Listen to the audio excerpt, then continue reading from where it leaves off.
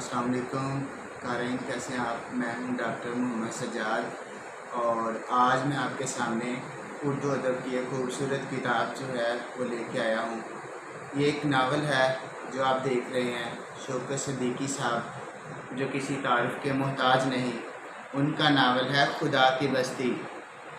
یہ ناول پاکستان میں 1957 میں چھپا تھا، اور اس ناول کا نام خدا کی بستی بھی طنزاً رکھا گیا ہے، یعنی اس کا مطلب یہ ہے کہ یہ خدا کی کیسی بستی ہے کہ جس کے اندر خدا کے نام اور خدا سے ریلیٹڈ ہر چیز کے سوا باقی سب چیزیں ہیں۔ اور یہ ناول بہت اہم ہے۔ یہ قیام پاکستان کے 10 سال بعد لکھا گیا، اور اس ناول کے اندر اس وقت کے ابتدائی پاکستان کی ساری صورتحال کو بڑی خوبصورتی کے ساتھ پیش کیا گیا۔ اس ناول کو ڈرامائی تشکیل بھی دی گئی، اور پی ٹی وی پہ ایک سے زائد بار جو ہے اس ناول کو ڈرامے کی شکل میں پیش کیا گیا۔ اس کے علاوہ دنیا کی مختلف زبانوں میں اس ناول کا جو ہے وہ ترجمے بھی کیے گئے۔ ڈیوڈ میتھوز نے انگلش میں گاڈس اون لینڈ کے نام سے اس ناول کا ترجمہ کیا۔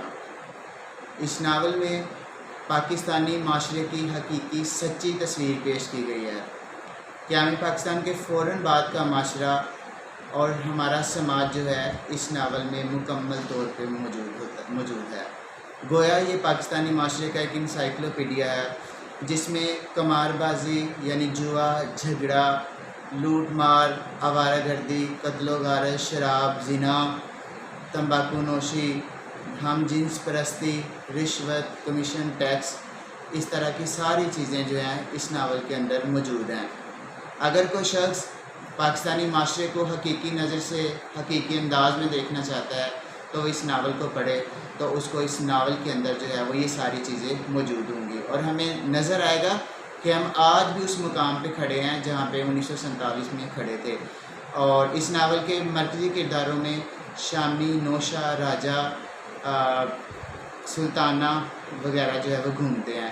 اس ناول کے اندر مجرمانہ عناصر جو ہے وہ بکثرت پائے جاتے ہیں، لیکن اس کے ساتھ ساتھ جو ہے وہ اچھے لوگ بھی ہیں، لیکن وہ لوگ ان مجرمانہ عناصر کی زد میں آ کے اپنی اہمیت کھو دیتے ہیں۔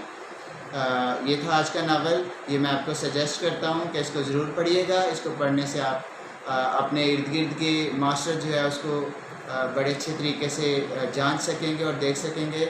اب تک کے لیے اتنا ہی۔ اپنی دعاؤں میں یاد رکھیے گا۔ شکریہ۔